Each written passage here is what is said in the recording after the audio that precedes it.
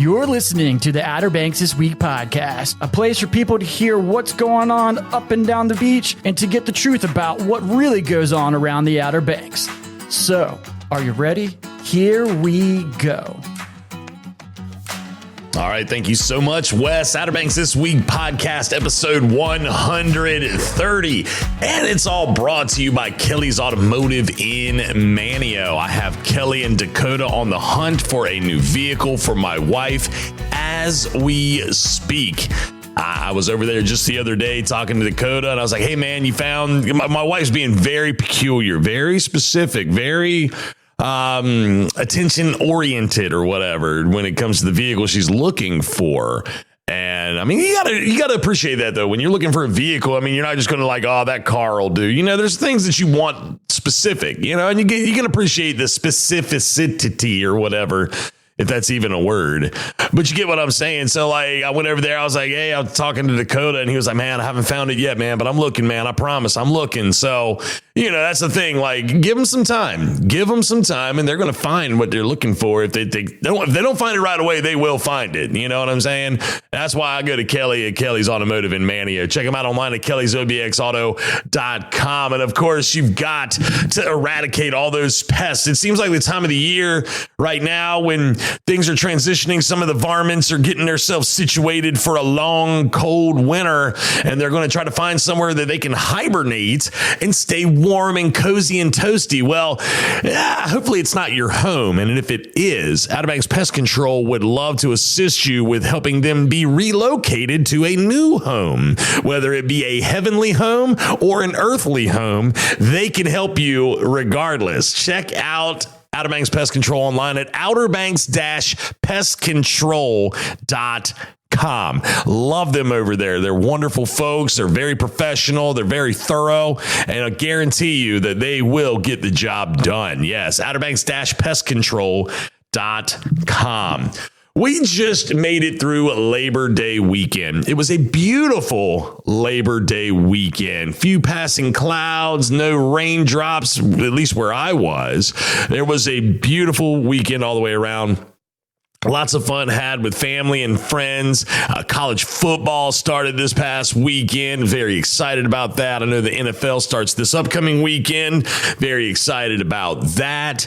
It's just, again, a great weekend all the way around. And I just, now I'm really struggling with something right now. And I'm not going to give my opinion really, because I don't know that it would be very well received. However, you know, there was supposed to be a concert at Festival Park this past weekend, and they canceled it because of the uncertainty of the weather. It was a beautiful weekend. That's all I'm going to say about that. Okay. All right. Moving along. This upcoming episode of the podcast, I recorded last week. Okay. I went down and visited with some of my friends in Hatteras on Hatteras Island, from Hatteras Village all the way up through Avon and back. Okay. I wasn't able to get a hold of the ones that I wanted to talk to in the Rodanthe Waves, Salvo area, but I did make my way down to that direction, and I was able to get some good interviews talking about storm preparation, what the thoughts and feelings are of those that, you know, were possibly going to be heavily impacted by Hurricane Erin, and some of them that were impacted by Hurricane Erin. So I know I sound like a broken record because this is something that I've been talking about over and over and over again. And I feel like y'all are listening to me and being like, well, that dude's sitting in a cozy office on a second-story building in Manio, downtown. He's not in the thick of it. And you're right, I wasn't. So I was like, you know what? Let's get words from those that are down there and that are in the thick of it, and have them explain to you how things go in their own words. Because so many things were discussed, so many things that went on, especially I was reading online in regards to why did they have the state of emergency so early? Why was there a mandatory evacuation so early? Why did this happen? Why did that happen? This is going to be their words coming straight from their mouths down in Hatteras and how they felt. Okay, now their thoughts and views may not reflect everybody in Hatteras, but they are of those that people that own or run businesses down on Hatteras Island. So we're going to talk to them here in just a little bit. I was trying to think if there was any sort of news that's jumping off the page at me? Not really. The only thing, no, there's nothing that's really like flying off that it's like, gosh, Justin, you got to talk about that. But I will tell you that, like, I love my man, Sam Walker. Y'all know this. Sam Walker, obxnews.com. It's where you go for all local news source. Okay. It is completely unbiased reporting, straight to the facts. The facts of the case are these. All right. And that's why I love Sam Walker. Sam Walker, obxnews.com.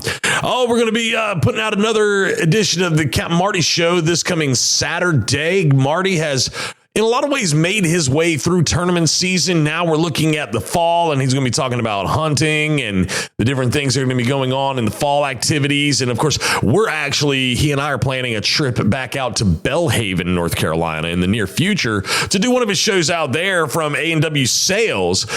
They have their farm days, and they've said that we expressed interest. We'll say it that way. We expressed interest in being a part of it with Captain Marty Show, and they opened their arms to us. Super nice folks out there, sponsors of Captain Marty, along with Radcliffe Marine. And we got a shout out to Fish Hooks out there in Belhaven. Great place to eat. Great place to eat. So Captain Marty, we're gearing back up for Captain Marty season. If you want to be a part of the Captain, or you want to sponsor the Captain, you want to be a piece of the Captain, you need to let me know. Justin at OuterBanksThisWeek.com.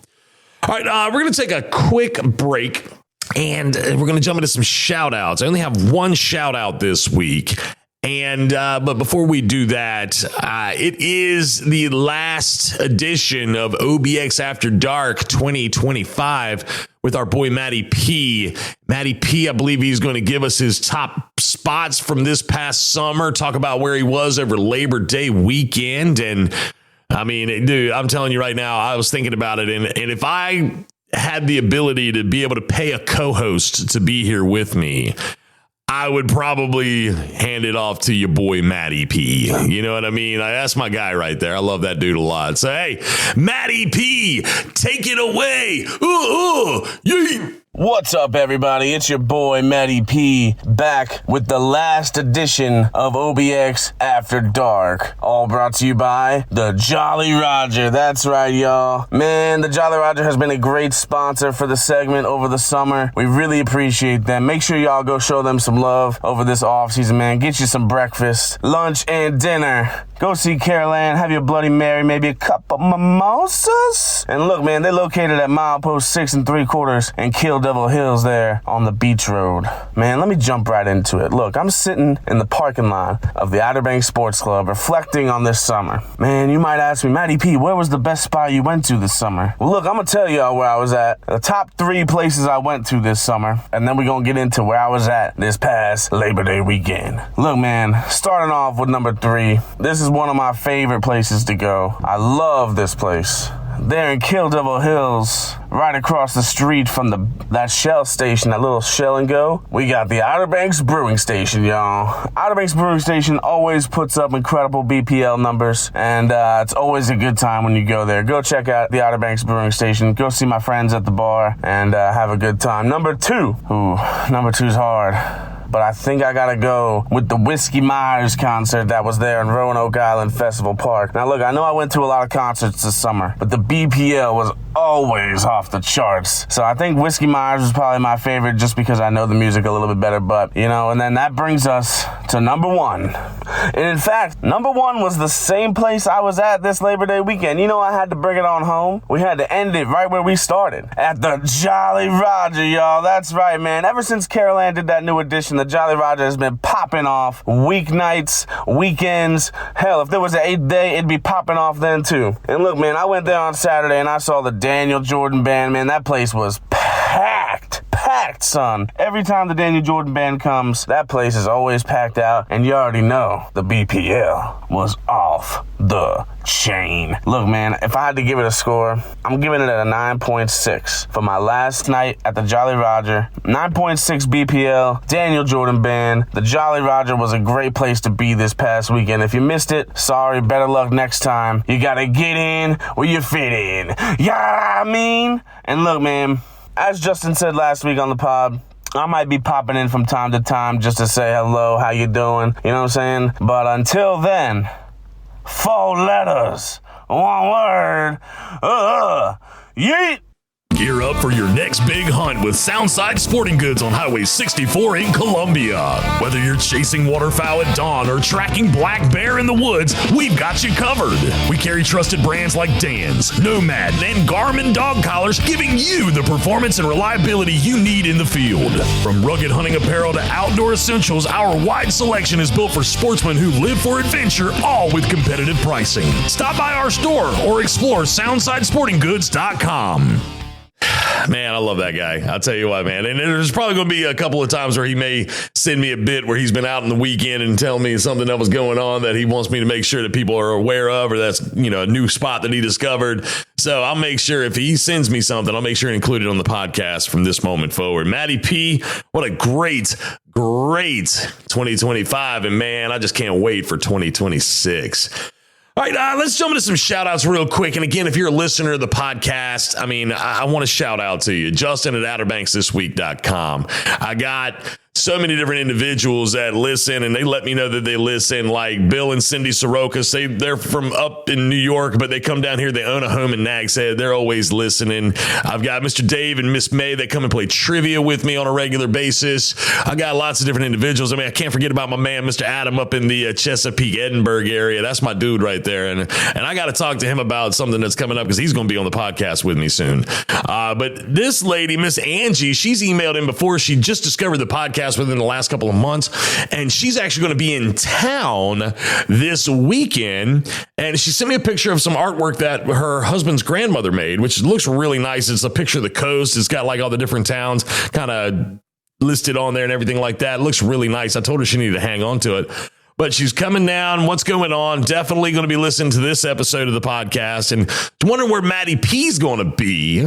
And she's like me. She's not much of a late nighter. And she was asking if he worked at the Jolly Roger. Well, I replied and I put Matty P on the email so Matty P could reply and say, hey, yo, Miss Angie, this is where I'm going to be. This is what's going on. This is what you're going to enjoy. And I also let her know, I was like, look, I'm going to be combing through all the events at the end of the podcast this week to tell you what's going on up and down the beach. OK, so take a listen, Miss Angie. When you hear this, just know that coming up at the end of the podcast, this episode is where I'm going to be talking about all the things that are going to be going on this weekend. So just be ready for that. But hey, thank you for being a loyal listener. I really appreciate it. And again, if you are a loyal listener of the podcast, I really want to give you a shout out. I do. I really want to talk to you. I want to say hello to you. I want to interact with you. There's so many of you. I need to do like a big podcast party. And I have an idea for that. Now I got to think a little bit more about it. I got to make sure. This is one of those things that requires a lot of planning. You know what I mean? Because it's just not something you can throw together and be like, oh, next week we're going to have the podcast party. Because then it's like people that may want to attend may not be able to get it. I'll figure it out. We'll try to get this all figured out. But anyway, again, Miss Angie, thank you for listening. Thank you for emailing and being a part of the podcast. All right. Another quick break. I know we just had one, but we're going to take one more quick one. And when we come back, we're going to hear about what the individuals in Hatteras have to say in regards to storm preparation, their thoughts, feelings, worries, concerns regarding storms and stuff, some of their memories of storms from the past. We're going to get all that coming up in just a little bit. Hey y'all, Captain Marty here to tell you that when my friends are in the market for a new boat engine or repair, I send them to the best, and that's at Radcliffe Marine in Belhaven. Radcliffe Marine is your official Suzuki outboard dealer. Suzuki motors are designed to get you on the water fast and get you back to the dock whenever you're ready. Radcliffe Marine is also the largest repower center in North Carolina. So when you're in the market for a new motor or you need your Suzuki serviced, go to Radcliffe Marine, 865 Highway 264 in Belhaven. Being healthy, a goal everyone should have for themselves, and at the Outer Banks Sports Club in Nags Head, it's a goal they take very seriously. Their mission is to help people from all walks of life achieve their personal health and fitness goals. Whether it be to lose weight, get stronger, increase speed and agility, or simply to improve your overall physical and mental health, the Outer Banks Sports Club is the gym for you. They offer the largest and best selection of fitness equipment throughout the Outer Banks, suitable for beginners through top-notch athletes. Visit them online at obxsportsclub.com to see their facility and to get signed up. The Outer Banks Sports Club in Nags Head, proudly keeping the OBX OBX healthy and strong for over 15 years. All right, so I've made my way to Hatteras Village, and of course, want to check in with the folks down here, really, and just see how things fared from Hurricane Erin coming by the coast. Now, we've already talked about how it was not a direct landfall. Direct landfall constitutes the eye of the storm coming over land, and that did not happen. There was just lots of wind, lots of rain, and, well, we're going to talk to a gentleman who actually lives here in Hatteras Village and rode out the storm in all of its glory. You may know him. He's been on the podcast with me before. His name, Lee Scarborough, the man, the myth, the legend of Teach's Lair Marina. Lee, how are you? I'm great. How are you, buddy? I can tell you're just beaming with delight right now. Can totally tell. Lee, so again, what was, if you had to sit back and really think about what was concerning you the most about this storm that just went by the coast, what would you say your biggest concern was? The road getting washed out. But I mean, we all know Buxton is a very bad spot, Pea Island, and then our stretch here between Hatteras and Frisco. Those are the three spots. And that was really the biggest concern with the size of the swell that was coming and everything.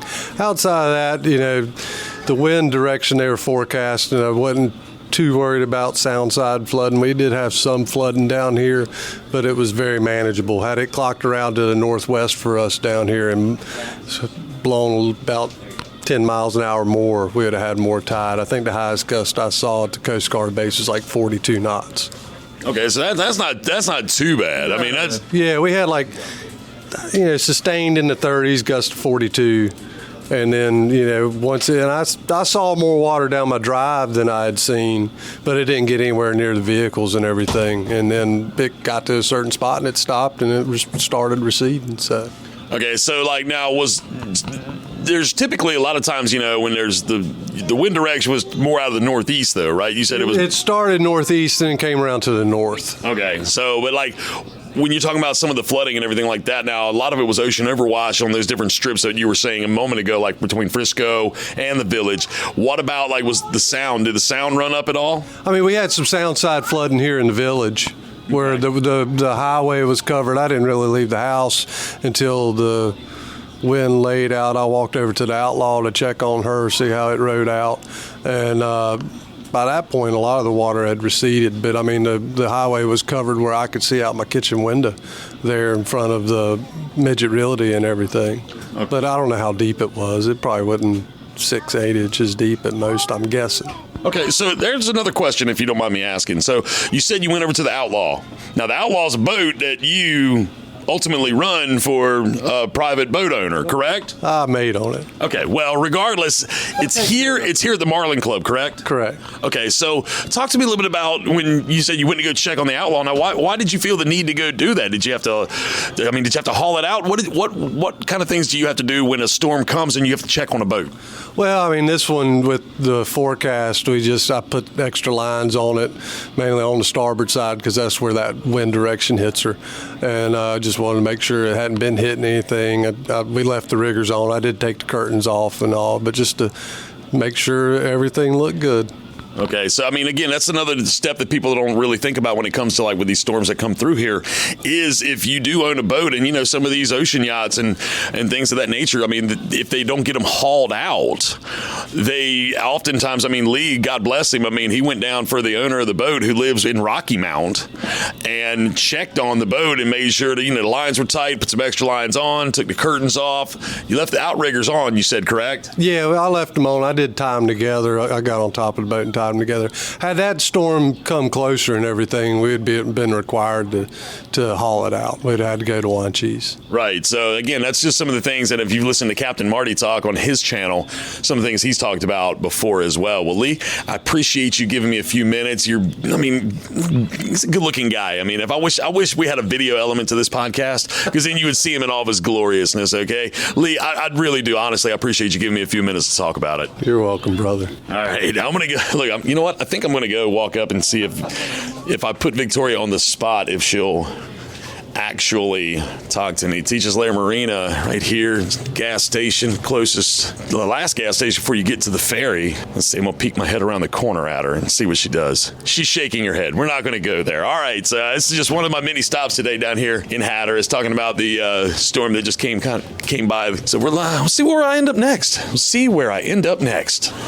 All right, so I've made my way over here to Jeffrey's Seafood and Hatteras Seafoods right here. I mean, we're right on the water pretty much, and I've got Mr. Kelsey standing across from me. And of course, you remember he and his wife Kelly, they've been on the podcast talking about Hatteras Seafoods and Jeffrey's Seafood, and they talked a little bit about the shrimp gate that was, the hot topic at the time. But we're down here again. I just left Teach's Lair. Now I'm over here talking about just the effects that the storm have on certain individuals here. And, first, Mr. Kelsey, how are you today? I'm doing well, man. Thank you, Justin.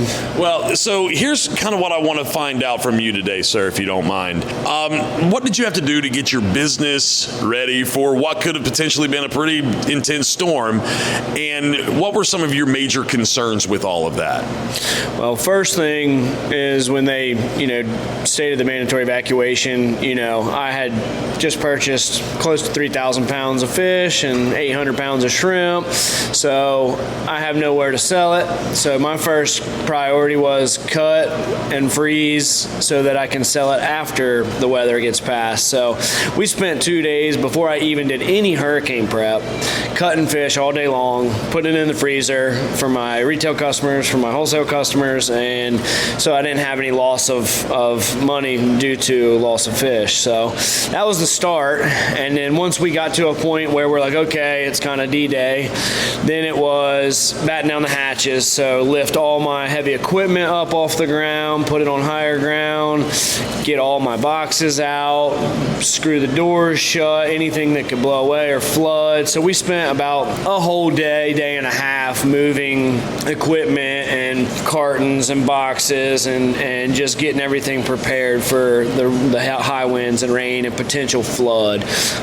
Fortunately, we kind of, skirted this one on our end anyways for the sound flooding. The ocean overwash and stuff kind of did a toll in North Hatteras and North Buxton, which I feel bad for them, but it's one or the other normally for us. So but it impacted our business greatly, honestly. We had a whole week's loss of business, thousands of dollars of income through restaurant customers, retail customers, our wholesale, our fishermen couldn't fish. So a lot of money not made, but everybody stayed safe and dry. So it's the best outcome we could ask for. Okay, so let me ask you this. You just kind of went through the whole gauntlet of everything that I was going to ask you. Now, you didn't suffer any sort of major losses here at the seafood store or anything, did you? No, with no power loss, we didn't lose any fish. I was able to process and freeze everything. So, I still have all that money tied up in the freezer, but we'll sell it over time. And no losses, fortunately. Okay, excellent. I'm glad to hear that. Now, let me ask you this. You talked about, the one thing that, one of the things that you had to do as soon as you heard there was a mandatory evacuation and state of emergency here on Hatteras Island was you had to cut fish. You had all this fish coming in, all this shrimp coming in. Would you say that is one of the things that concerns you the most? What was one of your greatest concerns with the potential of this storm coming through here? Well, when I see the storm, my greatest concern is high water levels and loss of, equipment and, any other damage to buildings and structures and that and whatnot, which we keep it a close eye on the hurricane and make sure, if we need to take extra precaution and move other things, because we kind of left some things in place due to the nature of where the storm went. We knew it wasn't going to bring a sound tide to us, so we kind of backed off of doing extra work unnecessarily, causing more work on the back end. So my priority really was in just getting my of products frozen and put away, so that way we could still, make some money on the back end of it.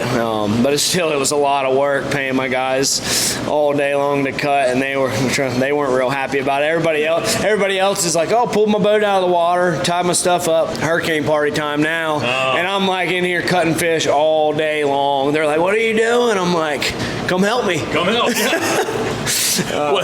Well, I'm glad that you were able to, save all of that, that you had bought the fish and the shrimp and everything like that, and you didn't suffer any losses down here. But it is to say, in a lot of ways, like, as I've mentioned a couple of times over, there was no direct hit from the storm. It stayed offshore, and, there was winds, but I mean, these are just some different things and precautions that you have to take because you really don't know 100% what that thing's going to do. They say this is what it's going to do, but you really don't know. So, think back for me, if you don't mind, Mr. Kelsey. You've been here for a while. What's one of the worst storms that just automatically comes to your mind when you think about storms that have been through this area? Hurricane Isabel was detrimental to us. That storm and Hurricane Dorian was very bad as well, but Hurricane Isabel was the worst in my life down here. It was very similar to this hurricane.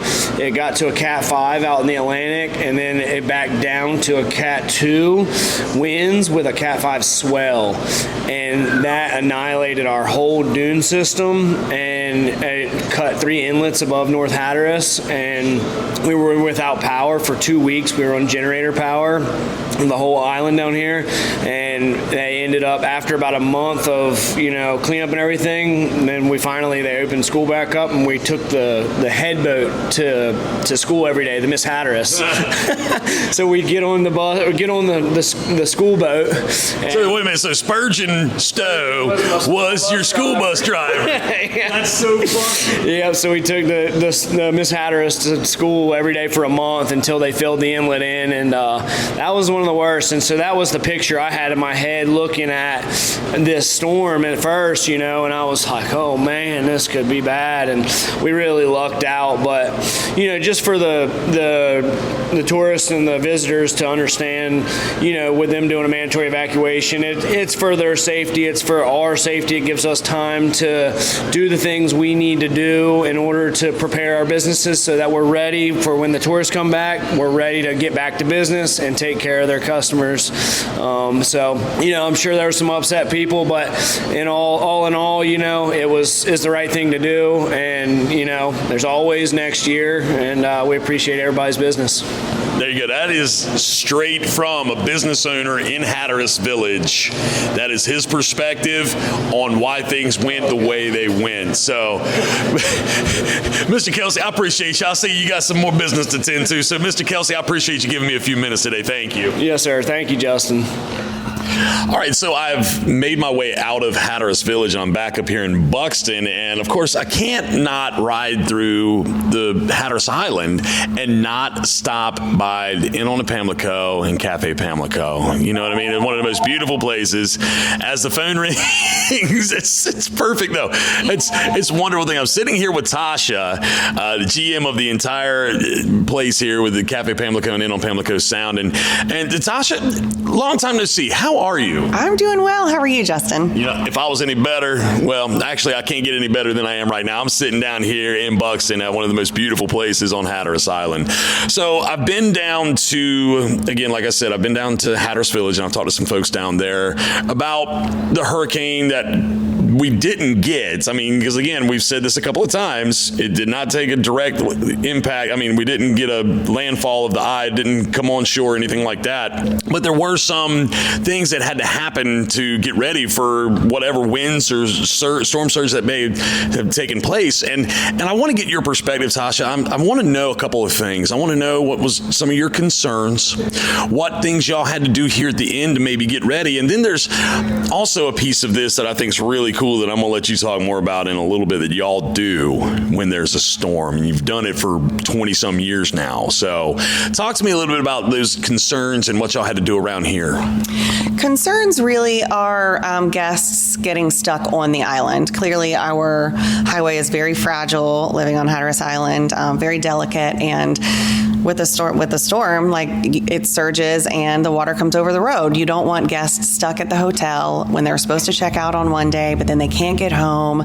They're having maybe financial issues, maybe they need to get back to work, maybe they have kids at home, and I don't think all of the guests that come down on the island really understand that this really does happen regularly, and so we have to preemptively make sure that everyone's safe. Other than that, once everyone's gone and dealing with, some people are very friendly about it, some people are not so happy about it.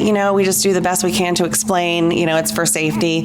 After that, you have the people who are supposed to check in, calling nonstop and asking questions that you really don't have the ability to answer because this is always a waiting game. You just kind of have to sit and wait and see what happens. But we really try to do as much proactive communication as possible. We start, the moment that the evacuation was called, we start emailing our guests, letting them know what's going on, letting them know what it means for them, and just continuing to do that. And again, you have people who are really understanding and people who are not so understanding, and that's the difficult part. As far as preparation, we have a good spot here up on the hill. We are on the water, but being that this storm wasn't really going to be blowing from that direction from the sound, and the overwash really wasn't projected from the sound, we didn't have a ton of preparation to do, picking up the outside furniture, the tent that we used for the wedding, we had to take that down. But that's most everything. We have a giant generator here, and we can pretty much run the whole business. And that is, that's why we do what you were just talking about. Every year, if there's a storm, we invite people in the community who do not have a place to stay here. Some people don't have the means to get off of the island. Some people, for whatever reason, some people don't have a nice, safe place to stay. So we're not here for just us. We're here for the community. So, and a lot of times the hotel fills up. People can stay and utilize the resources. We ask that they bring their own linens, coffee, food, but they have a safe place. So they got that roof over their head, but you just, they're not going to go in to get a filet mignon from the cafe or anything for a free meal type thing. They bring their own food, bring their own linens, and they can come stay. Now, that is something that is really, really admirable. The fact that you open up your rooms for people to come stay if they need it. Now, that is something super cool.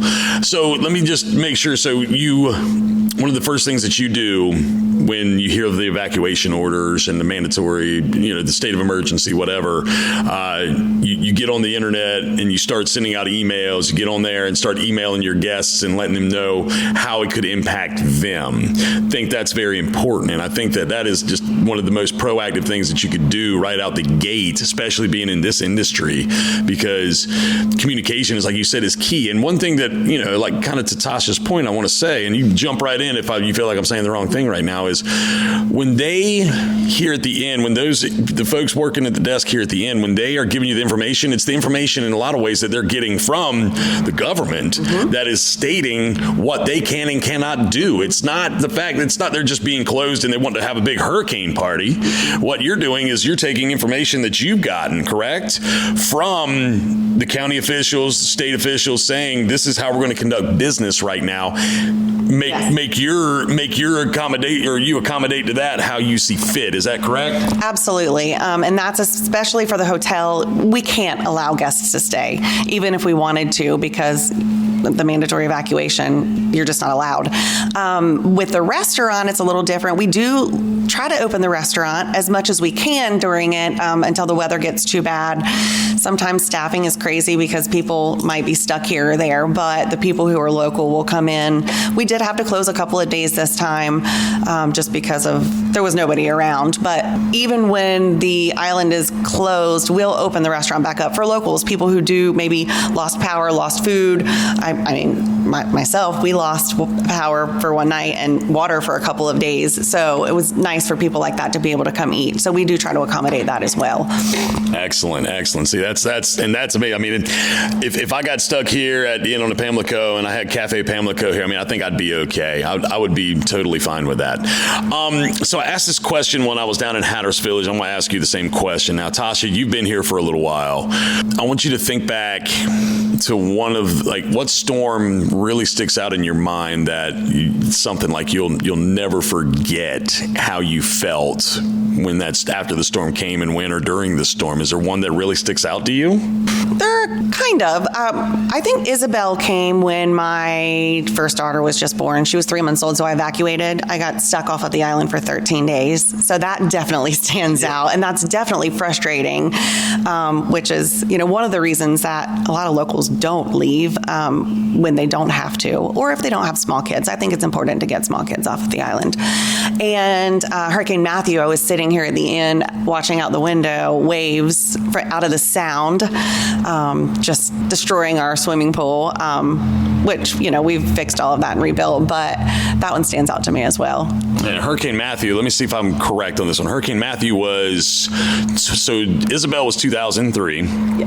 Hurricane Matthew, I want to say, was 2016, 2017? I think that sounds right. I'm not great with years. It was October, though, wasn't it? Yeah, something like that. Okay, yeah. See, like there, I mean, but again, it's still, regardless, you remember the name, mm-hmm. You remember what you saw and how you felt. And that's another, interesting thing you said was a lot of locals will not evacuate because of the fact that if there is significant damage, the state officials will not allow them to come back in a lot of ways unless they have like some sort of reentry pass. And is that pretty true, pretty accurate? Am I close? Yes, and sometimes you just can't get back in. I mean, inlets are cut, roads are destroyed, but people have properties down here. If a window blows out or something, like, you need to fix that, or else so much more damage is going to be done than just an initial little bit. And if it sits here for a week before you can get home and fix it, it's just not worth it. But I think that people know when to leave. Like I said, when my children were small, I would take them. No sense in kids running around the house, tripping, breaking their arm, and having my uncle in the volunteer fire department or a rescue squad have to put their life at risk in the middle of a hurricane to save somebody who really didn't need to be here in the beginning. That's the way I think of it. But people know when they need to go and when they don't need to go, for the most part, I believe. Right. That's a good way to say it. Absolutely. Well, Tasha, I appreciate you giving me this kind of on the fly, put you on the spot type of interview. Anything else? Any other wise words you would like to leave the people with? Anything? No. You kind of said it all. You said it all. Well, Tasha, again, we're here at the Inn on the Pamlico and Cafe Pamlico. Beautiful place, and I would highly recommend booking a room down here and enjoying the atmosphere. I've done a couple podcasts from down here before, but I can never say enough great things about this place. So I appreciate you giving me just a few minutes to talk about how the inn prepares, things that you think about, the different areas that have to be watched closely for this whole thing. So I really appreciate you giving me some time. Thank you for stopping by, Justin. Always have time for you. Appreciate that. Thank you. All right, so now I've made my way here to Red Drum Tackle, the closest tackle shop to the point in Buxton. I'm sitting here with Mr. Bobby, and y'all may have heard Mr. Bobby on Captain Marty's channel before. He's been on the Other Side of Fishing show with Captain Marty, and of course, I'm going to ask Mr. Bobby the same questions I've been asking everybody else. But first, we're going to start with Mr. Bobby. How the heck are you today? I'm doing pretty good. How are you? Man, I'm hanging in there, baby. I'm loving life right now, though. I'm on Hatteras Island. Couldn't be in a better place, in my opinion.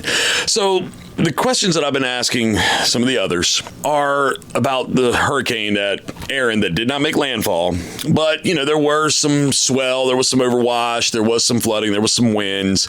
And I want to get, this being the tackle shop and everything like that, I want to get your perspective on like things that you were concerned about, the things that y'all had to do around the tackle shop to just in case there was anything happen. Talk to me a little bit about some of that. Can you do that? Yeah, for sure. So in the past, we've always had to pick up a lot of things. Like, we'll probably try to pick up everything 10 inches up for in the shop and whatnot, just as a precautionary measure. This time around, it was kind of different for us. We were able to kind of see more that it's not going to be affecting us too much. There was a lot of ocean overwash. Like, I don't know if you've been over to look at any of the houses on the front row of Buxton there or anything, but a lot of those houses got really affected by it. And I mean, a lot of our ocean overwash takes like multiple days of it. So like, for example, Dorian, there was a bunch of water out in front of the shop, but we only had like an inch of the shop itself that had water in it, which is a very good outcome of that hurricane. But this hurricane, I don't even think it got within a quarter mile of the shop.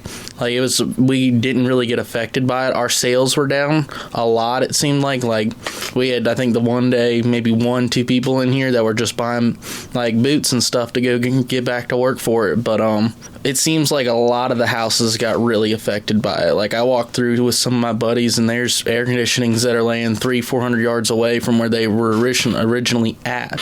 It's pretty severe that sometimes these hurricanes can completely change. Like, for example, on the front side of the hurricane, Hatteras got hit real bad, and like Rodanthe and whatnot didn't get really hit. The back side of the hurricane, Hatteras really didn't see very much of that, but Rodanthe and P Island area got to see a lot more of it. So I feel like there's a lot that can be preached about it, and there's a lot of different opinions on it. Mine, it wasn't as bad as past hurricanes have been, but a hurricane is never a good thing. So, all right, well, that helps me. That's very good perspective, a very good outlook, or a very good viewpoint from it all. Let me ask you this now, and you can answer this if you want. You don't have to if you don't want to. One of the things that I've really been talking about is, with the state of emergency that was put in place and with the evacuation order and everything, and a lot of people were saying that it was like really, really early to do that, and I tried to kind of explain why some of those things happened. Do you have a thought on any of this stuff? Anything you care to share about what you thought when that stuff first started happening? Yeah, for sure. I think that a lot of it is just precautionary measures so that it's not like waiting till last minute for people to leave. Even like some of these people that don't understand how bad a hurricane is are like, oh, I want to ride it out and see what it's about. I think they take these measures so that, for example, Highway 12, I think they said was backed up for 8 miles or something, like just steady traffic heading out of here. If that was the day of, or within 24 hours, that makes our DOT, everybody's life harder. For example, like Ocracoke, they ran, I think, all day long. I think they said they did something over like, I think it was 3,000 or 4,000 people that they were doing the North Carolina ferry system had done.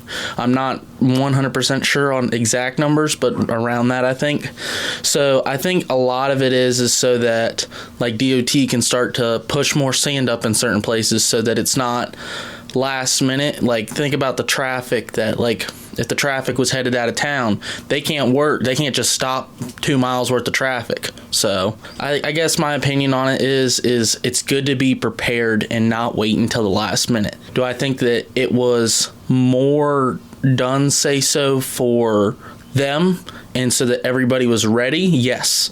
Do I think it could have been like maybe another day sooner? Yes, at the same time. And it's really bad for a lot of these people that rented these houses that didn't pay for the house insurance, like to get their money back. So, well, that's good, Mr. Bobby. That's really good. Yeah, because that's something that I was really trying to explain, and you kind of helped explain it a little bit better. Because, like I said, my office is in Maniel, and I mean, me saying it and you saying it is two totally different things. I said it, yes, but you kind of reiterated what I was saying because you're here and your livelihood is right here as well. So, well, Mr. Bobby, I'm going to let you get, I walked in, you was about to eat lunch. I'm going to let you get back to lunch. But before I do, this is a tackle shop. All right. You thrive on fishing. Okay. How's the fishing been? All right. Before and after the storm has gone, before it came and after it left, have you noticed a difference in the fishing world? Is that something we could talk about real quick? Yeah, so right before the storm, like a day or two before, right as the swell started to get up, it seemed like we were catching a lot of species that we usually don't. Spanish mackerel fishing turned on pretty good for a day or two. Like I was down on ramp 55 in Hatteras, and I caught a couple Spanish. I caught a bonita, which is not a non thing that happens, but it was pretty cool to catch that. I know some of the boys, some of the charter boats in Hatteras had went out, and they were a lot closer than they usually are, catching mahi, catching their limits of Spanish, even maybe some king mackerels. So fishing was pretty good actually the day before and the 2 days before the storm. And then right after the storm, I think it was 2 days after, the drum bite, there wasn't anybody here. So the day they opened the point, I went out there with me and some of our friends, and I think total there was probably about 10, 15 of us out there, and we caught 20 or 30 drum. It was actually a pretty good bite. We lost a bunch because of the all the debris in the water and whatnot, but it was a good day for it. All right, so there you go. So that's kind of gives you an idea of the fishing before the storm and after the storm. Well, all right, Mr. Bobby, now you can go eat your lunch. But I do appreciate you giving me just a few minutes to talk today. Yes, sir, for sure. All right, so I've made my way to Avon right here in beautiful Hatteras Island, and I am currently in what I refer to as Big Daddy's Seafood Emporium. But most of you will know this place as Surf's Up Seafood. Now, I'm here with Big Daddy himself, Mr. John Munley, owner, operator, president, CEO, Surf's Up Seafood. Mr. Munley, how are you today, sir? I'm swell, sir. Thank you. All right, so Mr. Munley, I've been around a couple of different places already, and, we just had a week or so ago Hurricane Erin go by our coast, okay? And, of course, down here on Hatteras Island, lots of different things, lots of different feelings, lots of different thoughts, lots of different stuff takes place when preparing for these storms or, even the aftermath and things. And I just want to get, hear about what some of your concerns were or still are, and just different things like that about the store and what you had to do to get yourself situated for the possibility of landfall, which luckily we didn't have. But I just wanted to get your thoughts and your feelings on all of that. So the first time this happened, I was nervous, and this is like the 15th time. So it's more just like protocol that everybody has. In my industry, it's fire sale. You sell everything pretty much at cost or below to move it because insurance does not cover a mandatory evacuation. Moving forward after the storm, we're just looking forward to people coming back. There's a lot of apprehension on people coming back. Some of the beaches down south are still tore up. Roads are still, 50-50. They're passable for sure, but, one good heavy rain is going to put them back in a bad way. But just moving forward, it's just hope people will come and we can get back to business as usual. Well, that's so you had, years ago when you first got the store open, because how long have you owned this place now? 21 years. 21 years. So 21 years ago, the first time this happened, you were a little bit nervous, but now you just you take things as the hands that are dealt to you. Is that accurate? I sum it up with, if you're going to live on a sandbar, you're going to get your feet wet. Well, there you go. Straight from Big Daddy himself. So has everything, people have come back, the roads reopened, they've lifted the evacuations, everything like that. Here we are on the other side of everything. Back to business as usual? Not really. I feel a lot of people didn't come back down this week, which is understandable.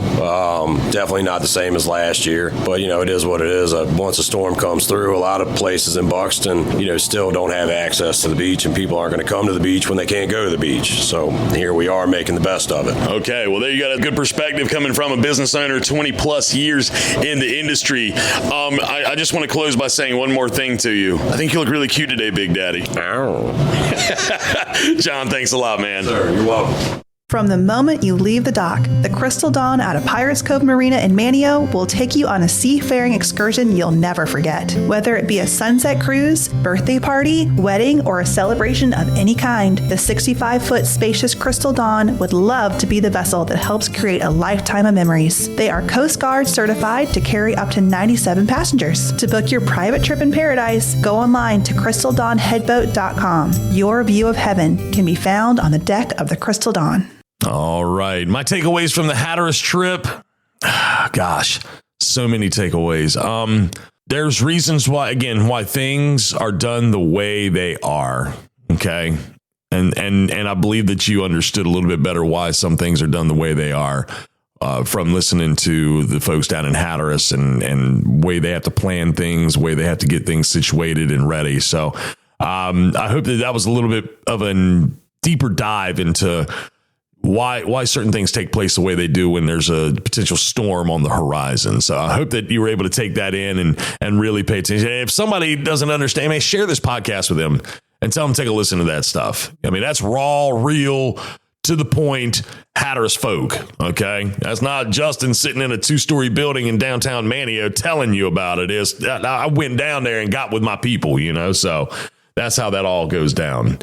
All right, let's jump into some events now. And again, all these events can be found online at outerbanksthisweek.com. I'm going to hit the highlights of things. So like this Friday, for example, on September 5th, Mania's First Friday.